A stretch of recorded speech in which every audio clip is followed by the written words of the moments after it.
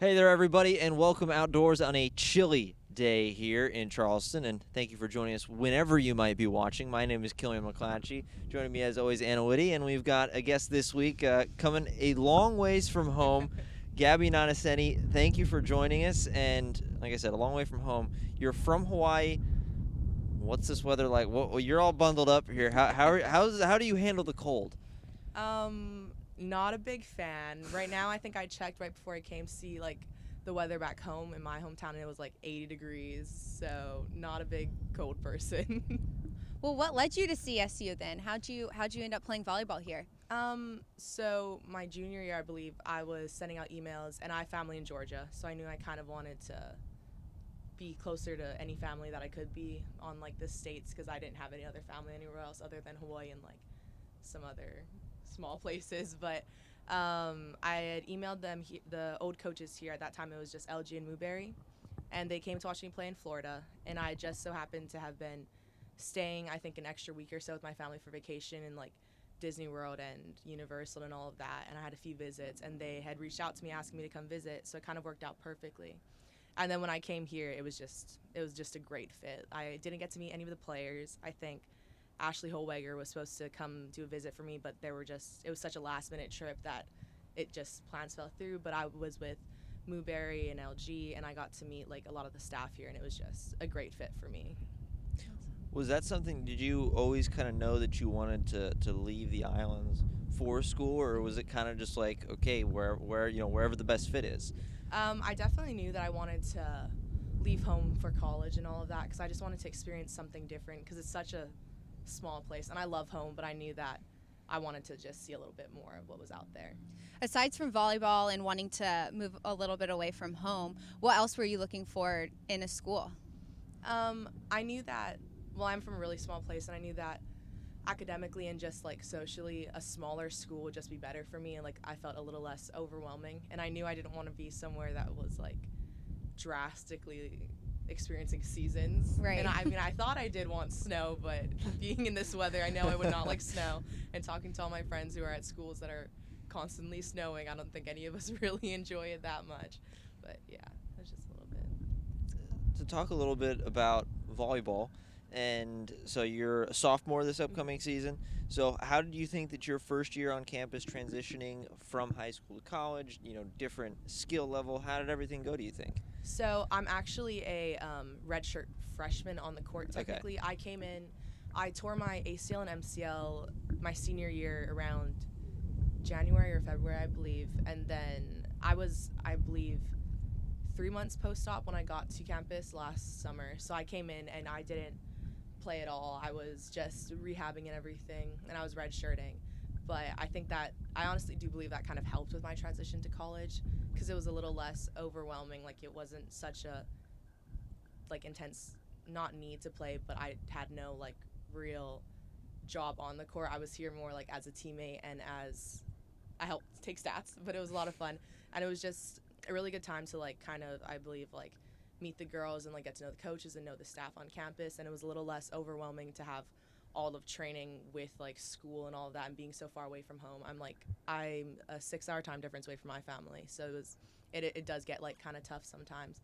So that first semester kind of helped me, I think, having, I guess, was a small blessing in disguise. But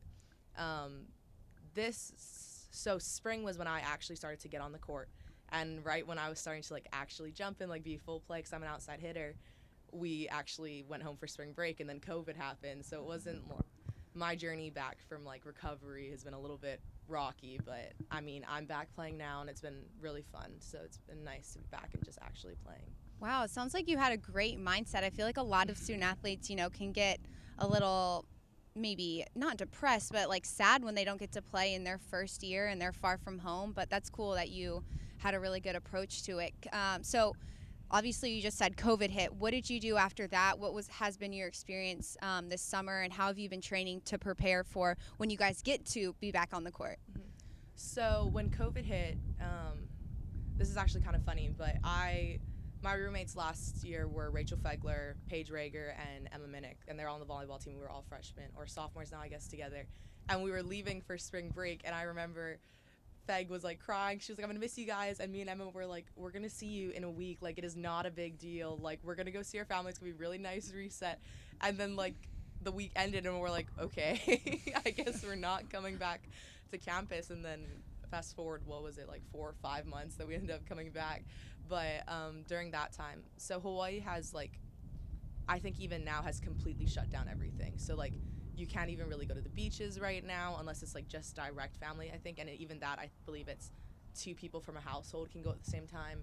And like, there's no courts open. There's one gym that's allowing practices right now, I think. And it's like in like the middle of like our town and not our town, but like our downtown, I guess, area. So like, they're the only place open. So it was like kind of impossible to get into a gym when I was home. But my dad, we had like a weight set with like a bench and all of that. And my dad, when he knew that we were staying home, he was like going a little Amazon crazy and buying a bunch of stuff. So it was awesome. Like, he was super helpful with that.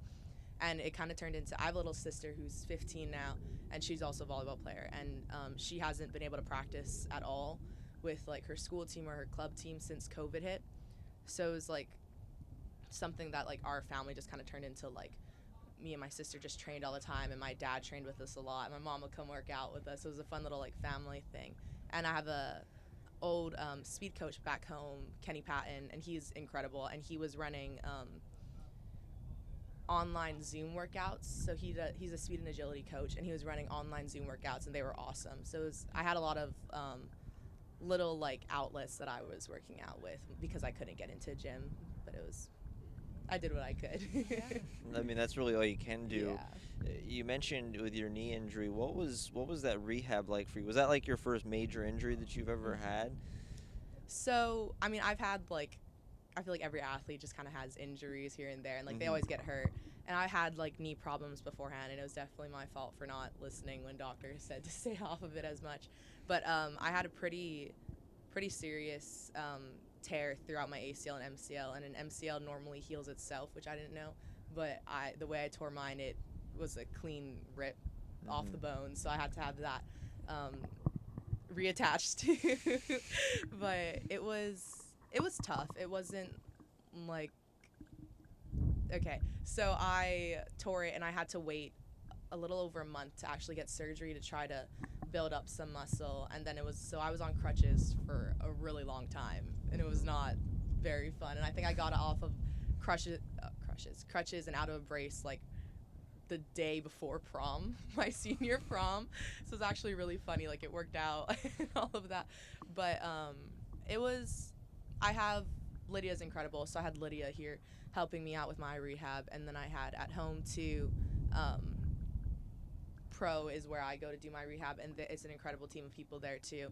So whenever I'm home, I go back there and I do rehab with them too. And it's just a lot of like stability stuff. It was definitely pretty hard to go through, and it was definitely hard to be positive freshman year. But like the team, everybody here is just so incredible that it was like hard to really not be happy here. So well, that's awesome that you've had such a good experience here so far.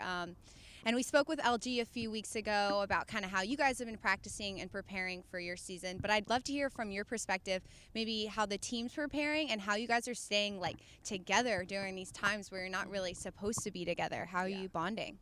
So I think our team's really unique in the sense that we're very, very close. Like, I've never met a team that like has such a close family dynamic like ours. We all genuinely are just best friends, and it's really awesome, especially because a lot of us are really far away from home, so it's really nice to have that kind of dynamic here. But right now we have 6 a.m.s every day except for Friday, and Monday through Wednesday it's 6 to 8 practice, and then Tuesdays and Thursdays, Monday and Tuesday it's 6 a.m. to 8 a.m. practice. Wednesday and Thursday it's 6 a.m. lift. And then we'll have a small group practice on Tuesdays and Wednesdays, which is like just a little bit of positional work. So we'll have a setter and like a few hitters in our group, and everybody's just kind of split up. And then we'll have, I believe, another practice.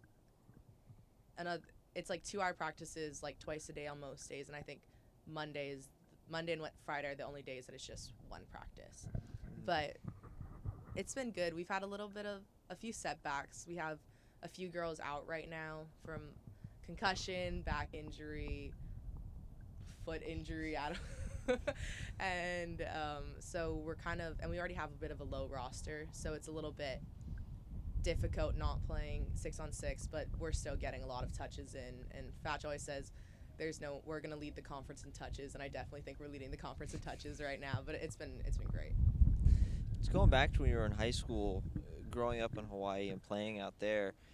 I can't imagine that there was a ton of competition to really get yourself get that exposure that you were hoping to get. And so I know you mentioned you played like in Florida, and you were talking you played in Utah.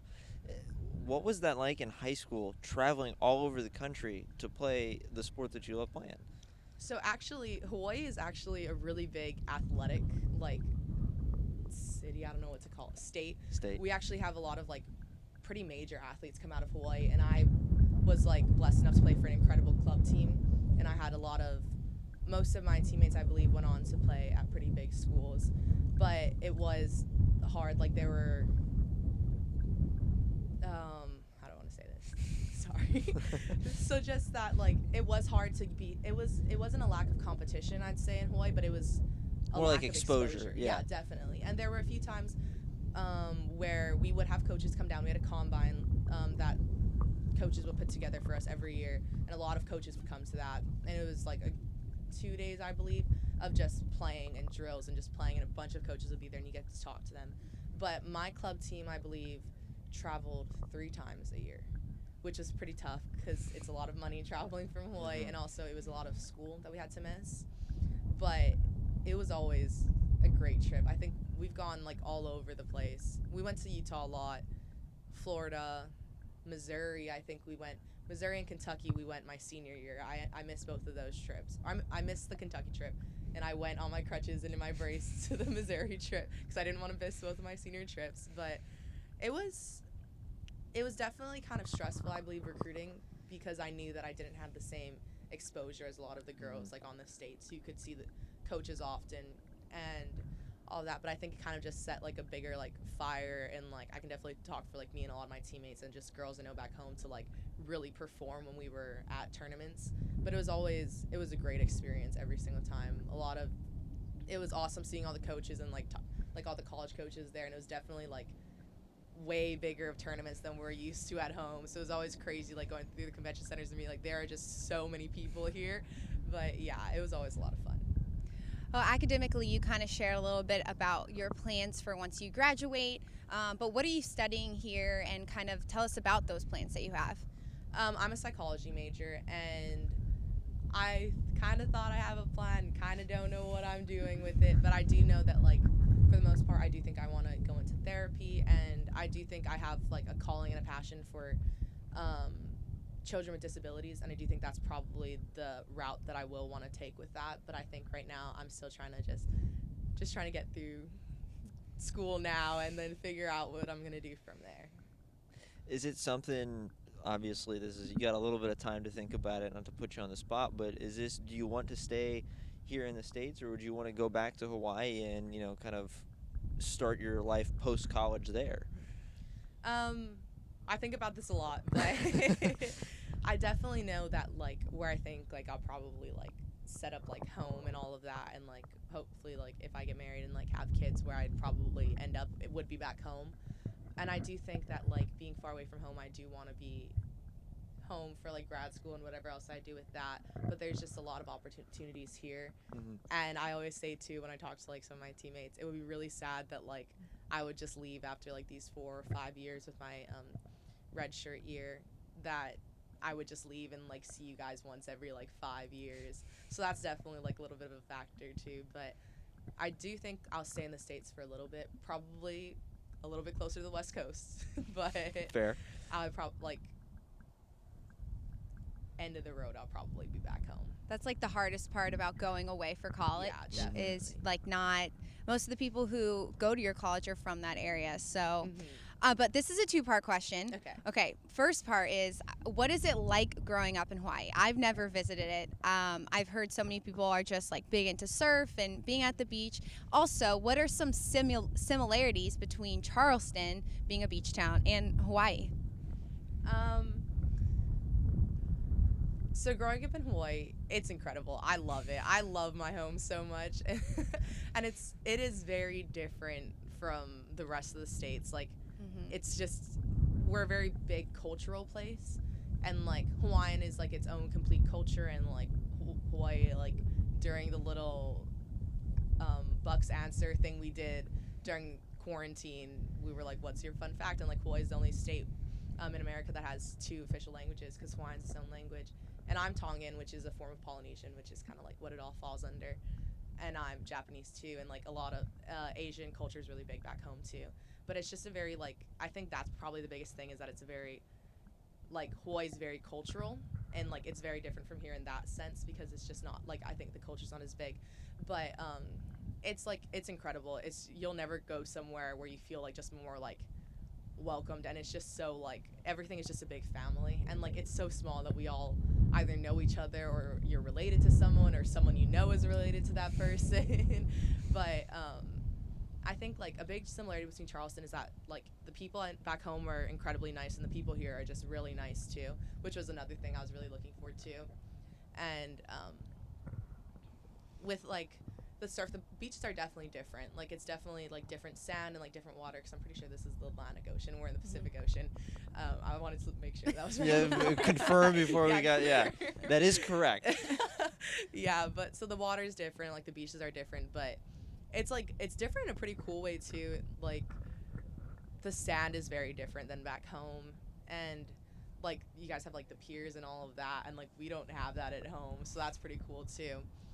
And it's definitely, I think one of the weirdest things about moving here is not seeing the mountains, because like back home, like it's left is ocean, right is mountains, opposite side is right is ocean, left is mountains. And I didn't realize how much like I would miss it and like notice it until like I got here. And I think like 2 months in, I was like, okay, this is kind of weird. And I went home with Rachel Fegler, and she's from Virginia, and she's all in the mountains. And I was like, oh my gosh, it's so nice to see mountains again. I didn't realize how much I would miss it. But it's definitely like, I think just like the biggest like similarity is just like that everybody's just so nice here. And the smell, like when we get closer to the beach, it always kind of smells like home, so that's always really nice too. That is. Do you mentioned the 2 native languages in Hawaii? Do you speak Hawaiian at all? I do not. Okay. I feel like I had to ask, because I know I've met some people that do, and they know a little bit here and there, but I know like a little bit, but not enough to say I actually speak it. I know what like is commonly said, and I'm like, okay, I know what that is, but like other than that, the basics. Not even the basics, just like a few words here and there, and all of like just commonly used phrases and words, I guess. Well, you also mentioned that you were Japanese, part Japanese too. Who in your family or is? My mom is Japanese, and she's half Japanese, half Irish, and a bunch of other things. And my dad's half Tongan, half Hungarian, and a bunch that's so cool. Stuff. Yeah, I'm not really sure what all the mix is. Yeah. But yeah, definitely very like. What's like when you say cultural? Can you kind of explain? You said family, and is it all about eating, or is there certain like ceremonies that you guys have? I would say it's hard to explain. It's definitely like just like a feel too. I feel you have like to there's experience definitely it. and there's definitely different like cultural things that you do like for like both my different cultures. Like there's different things. Like I'm not like some crazy like involved in my culture. Like I wish I was, but like I'm not like we don't like follow all the traditions. Definitely not. But like there's certain things like for New Year's my family will go to the temple and like get blessed for like all of that, like and just ask for like good blessings and all of that at the temple for like our Japanese side. And